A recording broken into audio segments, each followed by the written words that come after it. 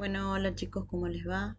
Esta es la clase de planos y posiciones y examen físico, ¿sí? Vamos a hacer en esta primera parte, vamos a hacer un resumen detallado de definiciones, ¿sí? De planos, posiciones anatómicas y de lo que es el examen físico y cuáles son las técnicas.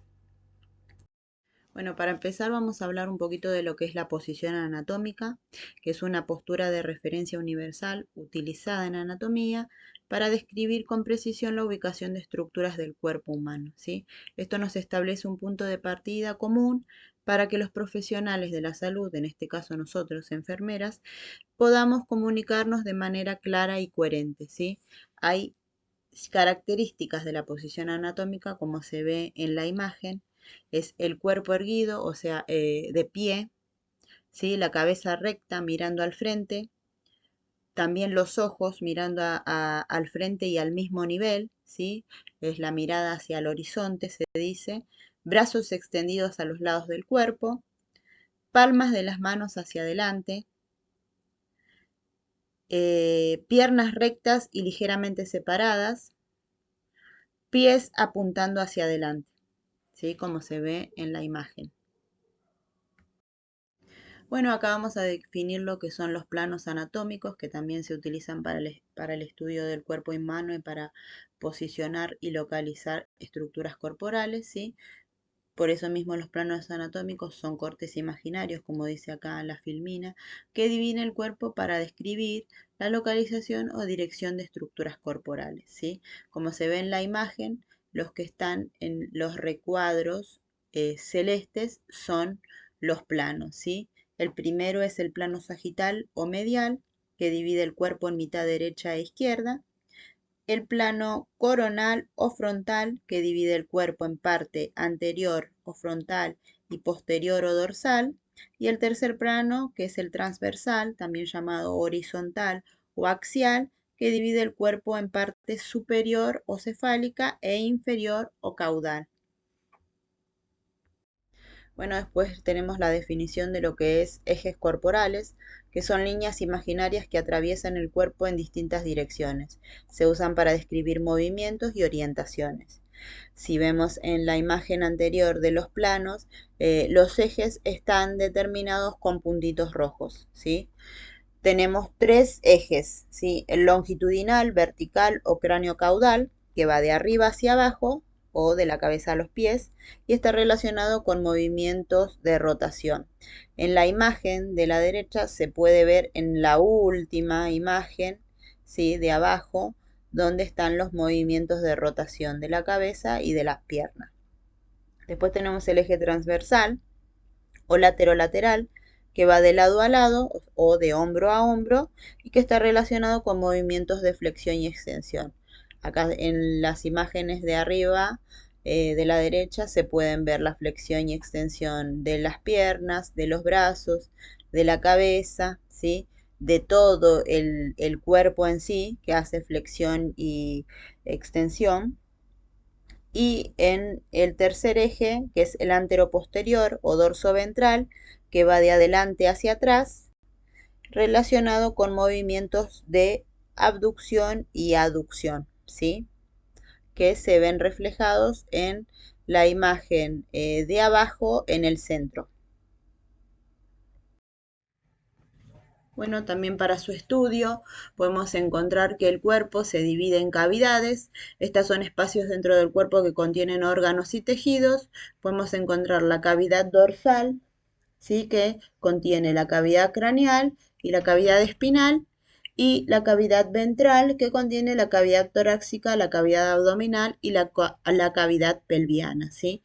En el dibujo que tenemos a la derecha está también dividido el abdomen en los 9 cuadrantes que se utilizan para su estudio, que después lo vamos a explicar.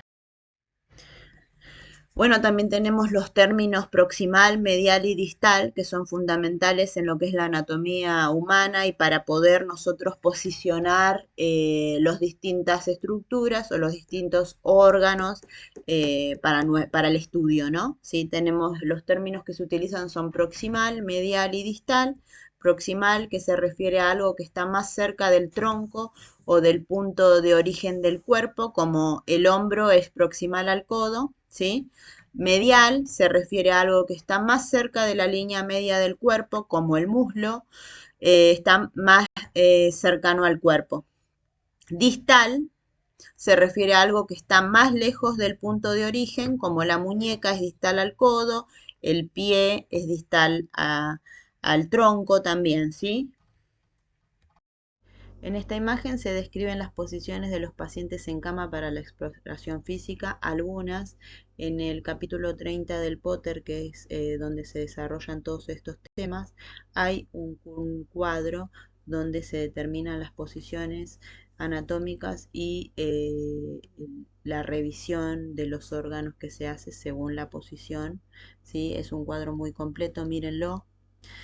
Algunas de las posiciones son de cúbito supino, que es el paciente acostado, boca arriba, espalda apoyada en la superficie, cuerpo alineado en posición horizontal. La posición de Trendelenburg, que es el paciente acostado en decúbito supino, pero con la cabeza más baja que los pies y el cuerpo inclinado hacia adelante. Esta posición puntualmente se utiliza para los pacientes que se encuentran hipotensos o con la presión baja, ¿no? Semi-Fowler, el paciente semi-recostado con el respaldo de la cama elevada a un ángulo de entre 30 y 45 grados. Genupectoral, paciente arrodillado con el pecho hacia la camilla, cabeza apoyada en la camilla, caderas elevadas. En la posición de Sims, el paciente está recostado sobre el lado izquierdo, pierna inferior extendida y pierna superior flexionada hacia adelante. ¿Sí? En la posición prono, paciente acostado, boca abajo, pecho y abdomen apoyado en camilla, ¿sí? Estas son algunas de las posiciones que se utiliza para la exploración física. Acá tenemos la definición de los 9 cuadrantes o regiones abdominales. El abdomen se divide en 9 regiones para ubicar los distintos órganos y así favorecer el estudio anatómico, diagnóstico y localización del dolor. Tenemos al hipocondrio derecho, donde se encuentra principalmente el lóbulo derecho del hígado, la vesícula biliar, parte del riñón derecho y ángulo hepático del colon, epigastrio, el estómago en su parte superior, el duodeno en su parte inicial, el páncreas, la parte de la cabeza y la aorta abdominal. El hipocondrio izquierdo se encuentra el vaso, la cola del páncreas, el ángulo esplénico del colon y parte del riñón izquierdo. Flanco derecho, colon ascendente y parte del intestino delgado. Región umbilical, el intestino delgado, yeyuno y león, parte del intestino grueso transverso y aorta abdominal. En el flanco izquierdo, el colon descendente y parte del intestino delgado. Fosa ilíaca derecha, ciego, apéndice y parte del intestino delgado. Hipogastrio, vejiga urinaria, cuando está llena, el útero en el caso de las mujeres y el recto. La fosa ilíaca izquierda, el colon sigmoide de parte del intestino delgado, ¿sí? Esto se va aprendiendo con el tiempo, a veces hay que seguir estudiándolo. Yo puntualmente a veces no me acuerdo de qué órgano se encuentra en cada cuadrante, ¿sí? Pero bueno, es importante saber los 9 cuadrantes y saber qué órgano se encuentra en cada uno para diferenciarlos y de ahí, como ya lo dice la definición, diagnosticar, localizar el dolor. En nuestro caso es muy importante, nosotros no diagnosticamos, pero sí en lo que hace a la exploración física, identificar el dolor y identificar el órgano eh, que le duele al paciente, ¿sí? Esto es con estudio, práctica y no se aprende de un día para el otro, claramente. Bueno, ya entrando en lo que es el examen físico, bueno, esto se trata de la valoración del paciente completa, o sea, de pies a cabeza o focalizada, ¿sí? Se determina alguna región puntual a la que se quiera examinar, ¿sí? Los objetivos de la exploración física son recopilar los datos basales sobre el estado de salud del paciente, apoyar o refutar los datos subjetivos obtenidos en la historia de enfermería, identificar y confirmar los diagnósticos de enfermería, tomar las decisiones clínicas sobre el estado de salud cambiante de un paciente y su manejo, evaluar los resultados de los cuidados, ¿sí? Lo que se tiene que tener en cuenta, que es lo que yo pongo acá en la filmina, es la privacidad del paciente para comenzar el examen físico. Hay que tener buena iluminación, tiene que haber una temperatura confortable, ¿sí? Porque obviamente vamos a examinar todo el cuerpo del paciente, ¿sí? Tiene que haber mínimos ruidos o interrupciones, o sea que tiene que ser en un momento especial. Se tienen que dar las condiciones para el examen físico, ¿sí? Se tiene que informar al paciente y asegurarse de su comodidad y cooperación. En caso de pacientes agresivos o desorientados, la seguridad es prioritaria, o sea que nosotros, si el paciente se encuentra desorientado, ¿sí? O tiene alguna enfermedad mental, nosotros tenemos que asegurarnos la seguridad del paciente, ¿sí? Aplicar siempre precauciones estándares, eso es muy importante, lavado de manos antes y después de la exploración física, uso de guantes, ¿sí? Y si es de ser necesario, si lo requiere la situación, porque el paciente puede estar aislado, se tiene que usar bata, mascarilla o protector. En una exploración física, las cuatro técnicas principales que utiliza la enfermera son la inspección, la palpación, la percusión y la auscultación. La primera es la inspección-observación, que consiste en observar, escuchar y oler cuidadosamente al paciente para detectar signos normales o anormales, ¿sí? Hay que prestar atención a las expresiones no verbales, a la postura del paciente, a los movimientos y hasta la estructura corporal, ¿sí? Se tiene en cuenta que tiene que haber una buena iluminación, se evalúa el tamaño, la forma, color y posición de cada zona, se comparan los lados opuestos del cuerpo para ver simetrías, se tiene que tener en cuenta que se deben validar los hallazgos en esta inspección u observación con el paciente y se utiliza hasta el olfato para detectar olores anormales que pueden indicar enfermedades como por ejemplo la diabetes en esos pacientes que tienen esa respiración dulce. Bueno, ese es un ejemplo, ¿sí? De que también tenemos que oler. La segunda técnica que se utiliza para la exploración física es la palpación, ¿sí? Es el uso del tacto para obtener información sobre la piel, los músculos y los órganos. Esto nos permite evaluar temperatura, humedad, textura, sensibilidad y turgencia de la piel, masas, distensión o sensibilidad abdominal.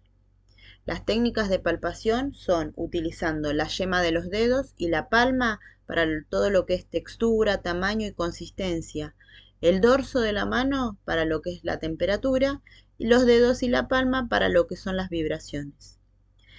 Esto conlleva una preparación porque uno debe calentar las manos y mantener las uñas cortas para no dañar al paciente.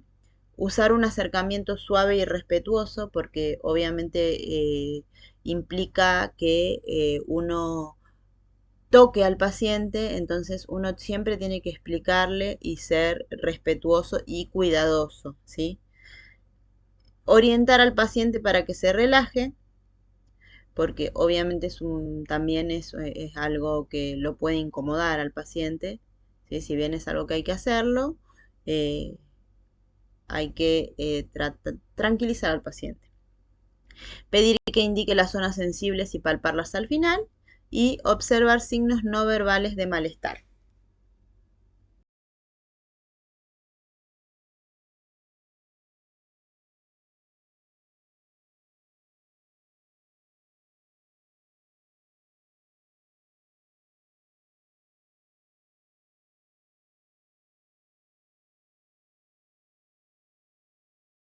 La tercera técnica de la exploración física es la percusión, ¿sí? Es una técnica que consiste en golpear suavemente la piel con las yemas de los dedos. Se utiliza el dedo índice y el medio, ¿sí? De una mano se apoya sobre el órgano o sobre la zona a percutir y con el dedo índice y medio de la otra mano se realizan golpes, ¿sí? Para generar vibraciones que se transmiten a los tejidos y órganos subyacentes. Se evalúa la densidad de los tejidos, se identifica la presencia de masas, líquidos o aire, se localiza los órganos, se define sus bordes y se estima su tamaño, ¿sí? En el caso de los tejidos densos, el sonido es sordo. Después tenemos el timpanismo, que es la acumulación de gases o meteorismo, que es un sonido anormal. Y después tenemos la matidez, que es un sonido sordo y corto que se produce al percutir un área del cuerpo que contiene un órgano sólido o líquido. Este sería un sonido normal, ¿sí? Esta técnica es más comúnmente utilizada por enfermeras de práctica avanzada. En la enfermería general se aplica de forma más limitada porque es un poco eh, complicada de realizar.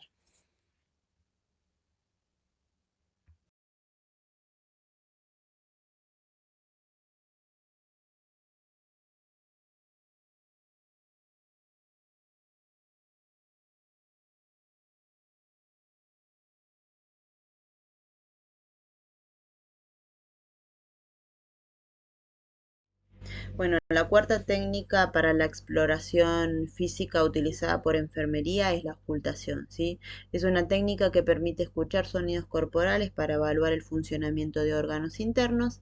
La herramienta principal para realizar esta técnica es el estetoscopio. Lo que se busca es detectar sonidos anormales y normales en órganos como el corazón, los pulmones, intestinos y vasos sanguíneos. Ayuda a identificar condiciones clínicas mediante la interpretación de los sonidos corporales. Las características del sonido ocultado son la frecuencia, la intensidad, la calidad y la duración, ¿sí? Se evalúa la frecuencia, el número de ciclos por segundo de una onda sonora. A mayor frecuencia el sonido es más agudo, a menor frecuencia el sonido es más grave, ¿sí? El segundo punto es la intensidad, que se refiere a la amplitud del sonido. Puede variar de suave a fuerte. La tercera es la calidad, describe el tipo de sonido. Ejemplos son el soplo, el gorgoteo, el silbido. Y la cuarta es la duración, el tiempo que persiste el sonido, que puede ser corto, medio o largo. Los sonidos de los órganos más profundos suelen tener menor duración por el efecto amortiguador de los tejidos, ¿sí? Así que hay que tener en cuenta que para realizar esta técnica se necesita el estetoscopio, ¿sí? Y es una técnica muy utilizada por las enfermeras también. Bueno, les adelanto lo que va a ser la segunda parte de esta clase grabada, ¿sí? En la segunda parte vamos a hablar de lo que es el examen general y vamos a desarrollar punto por punto cómo se realiza una valoración cefalocaudal de un paciente, lo que se tiene que tener en cuenta y lo que se debe realizar, ¿sí? Así ustedes lo pueden escuchar todas las veces que quieran y lo pueden practicar en sus casas, ¿sí? Así que les va a quedar la clase grabada, así lo pueden escuchar cuantas veces lo requieran para poder aplicarlo a las técnicas, que es lo que vamos a utilizar después en lo que es los gabinetes y lo que es las prácticas profesionales eh, en el futuro, ¿sí? Y también aplicarlo a lo que es la hoja de valoración de Marjorie Gordon, que es la hoja de recolección de datos que vamos a empezar a utilizar luego en las futuras clases.